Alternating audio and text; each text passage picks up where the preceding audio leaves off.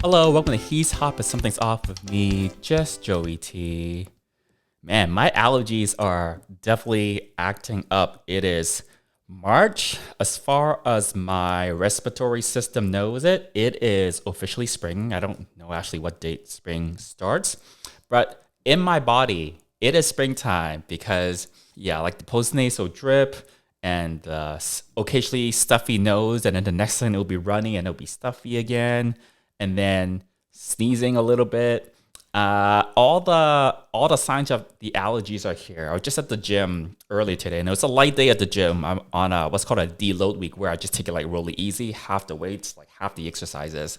Yeah, just so annoying to have allergy symptoms while you're trying to lift weights. Or any kind of exercise, honestly. It's real annoying. And I was thinking maybe it's because I did some painting in the house just a couple of days ago. I have started making videos on short form videos on TikTok, on Instagram Reels, and also YouTube Shorts. Everything is under KeenRyX.com. Feel free to go check that out. And I vlogged me like painting my closet, which was the project. And I also just posted a vlog this morning I took all the clothes out of the closet and I had to put everything back in. So I thought I would do a short video on that and just show everyone these are all the clothes that are in my wardrobe. And obviously, when I was moving all the stuff around, it probably rattled a bunch of dust in my bedroom and in the closet, and it probably spread over the house, and maybe that's why I'm sneezing. But anyways, today, as we've been doing, I am going to take another question or two from the comment section in YouTube. This particular one, someone asked about, they were interested to hear more about Dick Deck, is their first question. And the second question is, if cruisers these days still use cruise cards. So I'm going to tackle the second question first because it's a little easier to talk about, which is, do people still use cruise cards? So rewind a little bit. If you're not familiar with what cruise cards are or not heard of that term before, I do have a YouTube video and also a website article on that, justjoeyt.com. That's my cruise website. And I wrote a whole article about cruise cards. Actually, there's a few articles on there. So go to justjoeyt.com.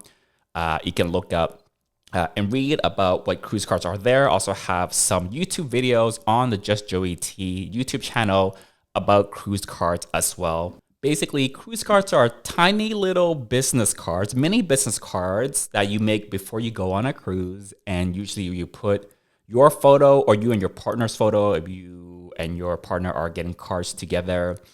You would design it yourself. You would get a photo of two of you. You put your name on there. You would put your basic contact information, maybe your social media usernames, and sometimes or oftentimes your cabin number. And the point of having these physical, like little business cards, is that when you meet various people while you're on the cruise, you just give them one of these cards, and then they would have just your basic information. They would be able to have a way to like contact you if they knew what your stateroom or your cabin number is on the cruise. Then they can, for example, just call you on the phones that are in all the cabins on board, and they can reach you that way or leave you a voicemail. And if you had your social media contact information there, or like your email address or whatever, then after the cruise, when everyone is done their vacation, you can still keep in touch with that person on social media or what have you. Have your photo on there so that they can tell, after you met, they look at your photo, it's like, oh yeah, it's like so-and-so and whoever has got your name on it. So that's what a cruise card is. Now, cruise cards used to be more popular than now for sure. And that's because dial the clock back 10 or 15 years ago, Wi-Fi on cruise ships were not as good as they were now. And even today, Wi-Fi on cruise ships, most cruise lines don't give you Wi-Fi for free. So most people, you don't get internet basically for free on the vast majority of cruise lines. The Virgin Cruises ships, they do give you Wi-Fi for free, and it's like it's just standard feature. You just get it with your cabin. But most of the cruise lines have to pay for the Wi-Fi, and it's not cheap. And I don't think it's more or less expensive. I don't know what the prices were like 5, 10, 15 years ago necessarily. Wi-Fi on ships is not that fast. It's satellite based, and there are limitations to that. It's not like the internet you would get, your broadband internet you would get at your house. So the fact that, 10, 15 years ago, Wi-Fi or internet access on a cruise ship was still more of like a novelty.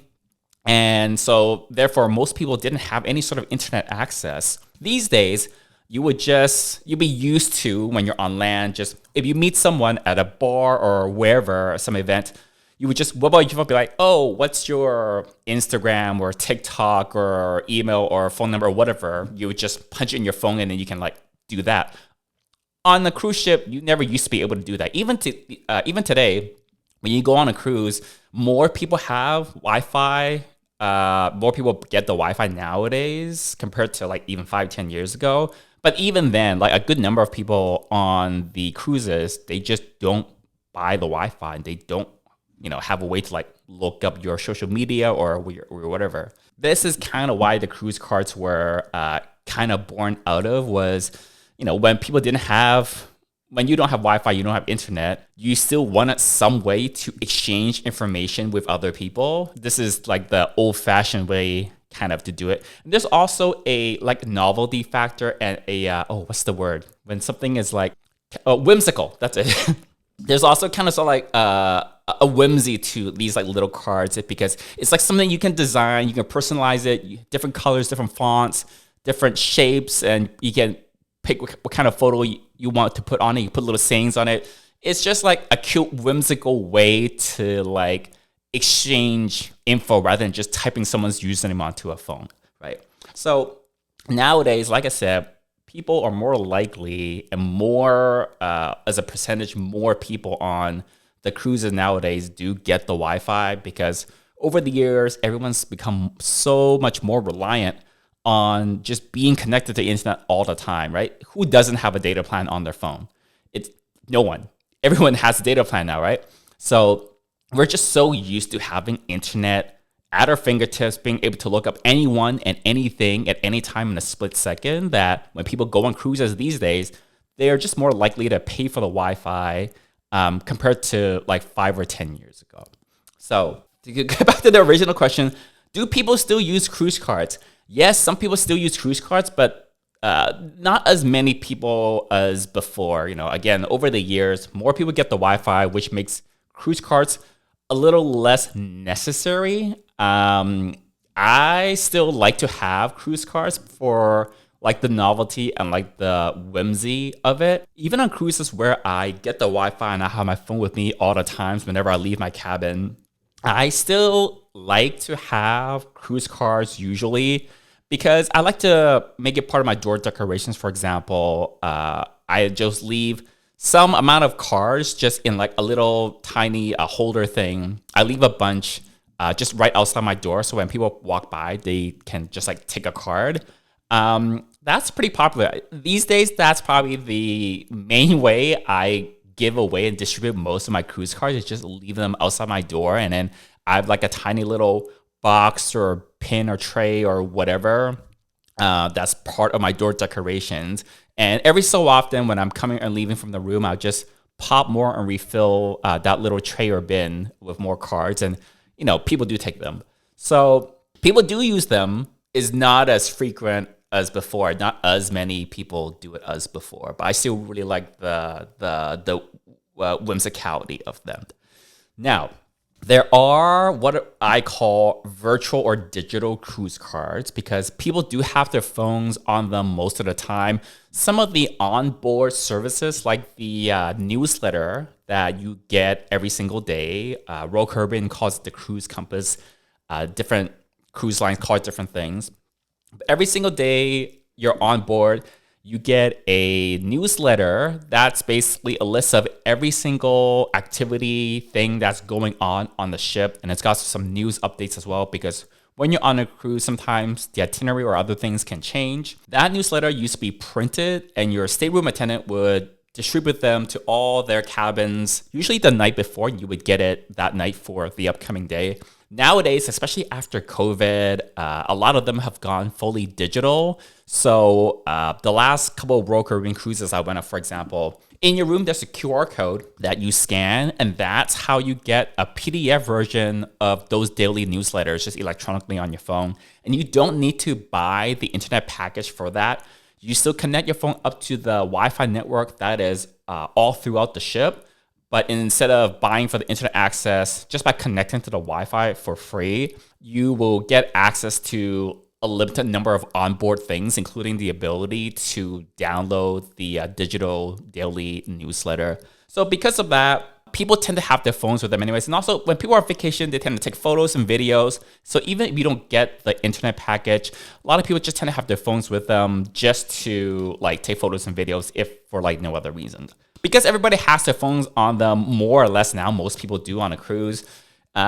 You can use the screen on your phone, the lock screen on your phone, as a kind of sort of digital or virtual cruise card. So I got a video on that as well. Also got articles on that on my website, so feel free to check that out. But basically, you can take a photo of someone else's lock screen, and then that photo has all the information that's on the lock screen. And on the lock screen, it would be like an image that you would design and make yourself before the cruise. All the same information you put on a regular printed cruise card, you put that onto the wallpaper that you make, a custom wallpaper that you would set as your lock screen.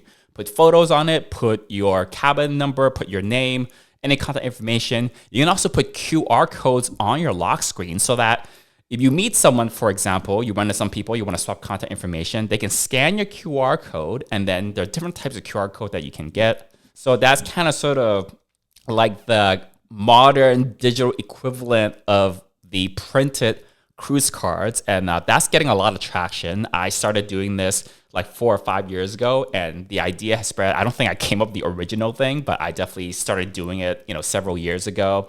And I kind of spread the word that, hey, this is a great idea. One of the best things about doing this digital cruise card is that if you ever lose your phone while you're on board, whoever finds it, they can just look on your lock screen, and it's got your photo on it. It's got your name on it. It's got your cabin number on it. So they'll know exactly who to return it to. Even if they return to like guest services can look at the phone and be like, oh, it's like Joey in this room, and it's got his photo. And guest services, they have everyone's photo on file. It's part of like the check-in process. They take a photo of everyone. They can just call up your stateroom and be like, hey, Joey, we found your phone. It's like guest services, come down whenever. So that's actually a really nice benefit. So if for no other reason to prevent your phone from, no, not to prevent you from like losing your phone, but to help reunite you with your phone in case you lose or drop it while you're on board, the digital cruise card concept, just having some of your basic information on the lock screen wallpaper of your phone is really, really nice. Cool. So I think I answered that question. The other question is about, this person wants to hear more about the Dick Deck. I'm not going to go super in depth about what happens in the Dick Deck because this is going on YouTube, and YouTube has certain, I think they call it community guidelines as to what I can and cannot talk about. But I can just go at a high level about what it is, just in general, without going into details. So, Dick Deck, just think about the name, and you can probably imagine kind of what it is. But it's basically a public-ish area on the ship, and it's usually in the late night, early morning hours. It's usually around the same time where the nighttime parties are going on the Atlantis cruises, for example. And that's where people can go to play.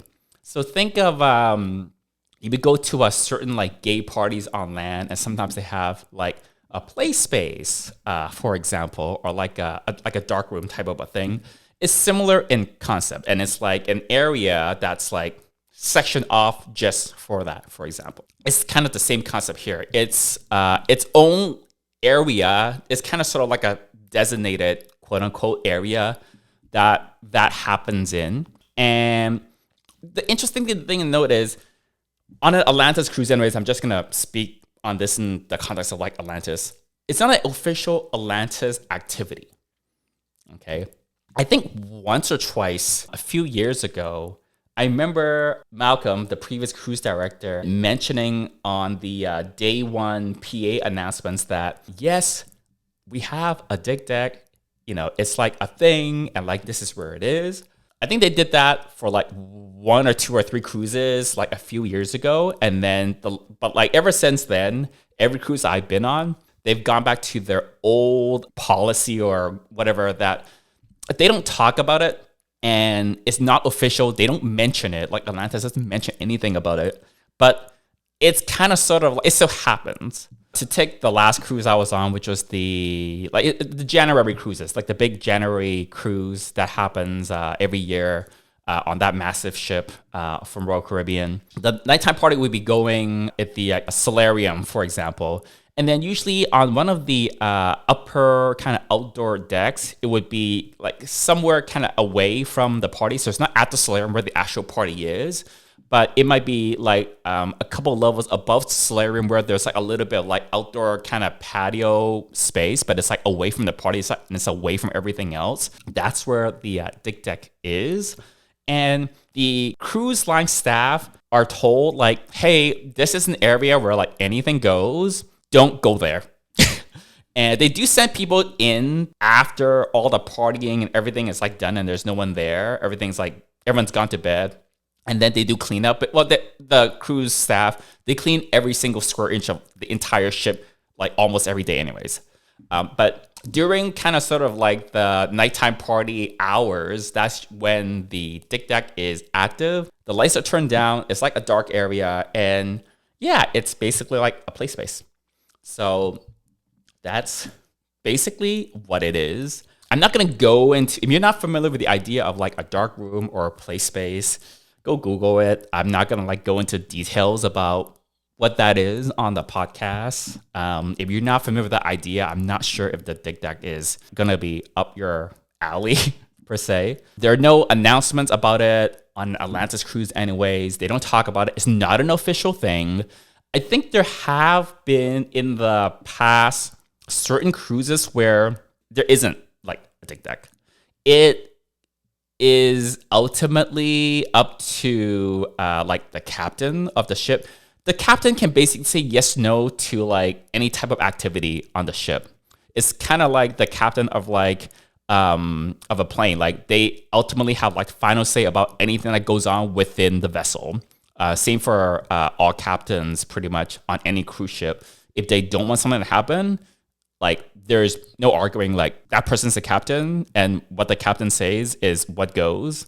So there are some cruise lines or some captains that don't want that to happen. And then there is no dig deck. So I've seen people before where after the cruise, after they went on a cruise, they complain, oh, I booked the cruise specifically because I want to do the dig deck. And when I went on it, there was no dig deck. Atlanta sucks, blah, blah, blah. So it's important to keep in mind that the dig deck don't expect there to be a dig deck for sure, because it's not like an Atlantis official activity. For one, keep that in mind. And ultimately, it's up to whether the cruise line and the crew on that particular ship, and especially the captain on that particular ship, and cruise lines have many ships, many different captains, and many different sets of crew for each of those ships. If the captain or the crew doesn't want it, then it's not going to happen, and it's not going to be something you can really find out beforehand. So just temper your expectations. Most of the time, there is one, but just know that it's not a guaranteed thing. It's not an official activity. There are no guarantees with that. So I would not go on a Atlantis cruise, for example, and just expect that on every single Atlantis cruise that there will be a dig deck. So fair warning there. Yeah, but on the cruises where there is, it's pretty much every night, except for like the very last night when like you're getting off of the ship the next day. That's like the only night where I don't think it happens. But otherwise, there's a party every night. And during party time, assuming there is a deck deck on that particular ship, it's there. The location, it's pretty easy to, well, they don't announce the location because it's not an official thing. Kind of sort of have to figure it out. I've been on so many cruises that depending on the ship I'm on, like you kind of sort of know. Just go to the parties and just like ask around a little bit. It's not that hard to find out where the dig deck is. And it kind of really depends on the particular cruise ship, what the layout is. But it's always a outdoor area. It's always a more secluded outdoor area that's like away from where people would usually walk. And it's an area where they can turn out the light so it's dark. And it's not like right at the party. So I think that's as much I can say about the dig deck. Given YouTube's quote unquote community guidelines. So there you go. So we'll end the podcast there. Feel free to keep sending in anything you might want to know about cruises or anything you might want me to talk about related cruises or circuit parties. Oh, there's one more question that I want to ask very quickly. Someone asked, Joey, when is your next cruise? I don't know. I don't have any cruises booked coming up. I mentioned on the last episode, pretty much all the cruises are booked for this year. And I'm not going to fly to Europe to go on a cruise. I did that last year. I had a fun time on the Med cruise last year in August. I'm not going to do that again this year. I don't need to go to every single Med cruise every year. Flying to Europe is also very expensive. So I'm not going to go to any of the Med cruises this year. And the only other cruise that's left is the October cruise, but that's also the same weekend or the same week as Taiwan Pride, which I had tentative plans to go to. But I do want to go on the big one next January. They don't have any dates or details announced for that one yet. I feel like they haven't confirmed the ship or all the details or whatnot. But I will very likely book that one the moment that it's available. Yeah, so for right now, this may be the first year since I've started cruising that I've not been on any cruise. So adulting really hard. I'm trying to start up a couple of businesses. So I'm just putting my big boy pants on, concentrating on work this year, and then, if the money starts pouring in somehow, maybe possibly October if I feel like I don't want to go to Taipei for Pride. It's possible. Anything can happen. But otherwise, maybe the next cruise will be the next January cruise, which I don't believe is bookable yet, but I am eagerly awaiting that one. But until next time, bye y'all.